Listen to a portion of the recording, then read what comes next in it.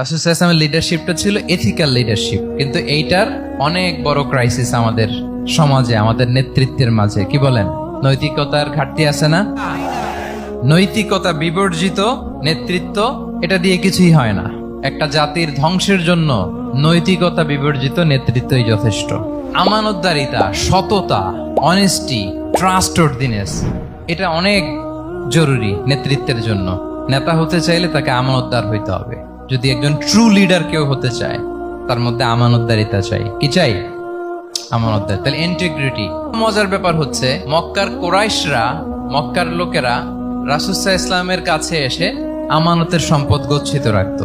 আবু জাহেলের কাছে রাখতো না, উতবা, শাইবা, ওয়ালিদ ইবনে মুগিরা কারো কাছে রাখতো না। খেয়াল করে দেখেন, দল করে আবু জাহেলের, দল করে কার? কিন্তু আমানত রাখে কার বাসায়?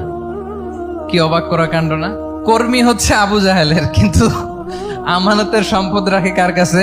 মুহাম্মদ সাল্লাল্লাহু আলাইহি ওয়াসাল্লামের বাসায়। রাসূল সাল্লাল্লাহু আলাইহি ওয়াসাল্লাম যেদিন হিজরত করবেন, উনি সাইয়েদনা আলী রাদিয়াল্লাহু তাআলা আনহুকে অ্যাসাইন করে গিয়েছেন যে, আলী তুমি থাকো, তুমি কয়েকদিন পরে মদিনায় হিজরতে যাবা, আমার কাছে যত আমানতের সম্পদ আছে এগুলো তুমি আগে বিলি করে তারপরে যাবে। রাসূল সাল্লাল্লাহু আবু বকর রাদিয়াল্লাহু তাআলা আনহুকে নিয়ে চলে গেলেন। আলী রাদিয়াল্লাহু তাআলা আনহুর টানা 3 দিন লেগেছে যে ডেপোজিট গুলো রাসূল সাল্লাল্লাহু আলাইহি ওয়াসাল্লামের কাছে ছিল, আমানতের যে জিনিসগুলো ছিল, এগুলো বন্টন করতে সাইয়েদনা আলী রাদিয়াল্লাহু তাআলা আনহু 3 দিন সময় নিয়েছেন। 3 দিন।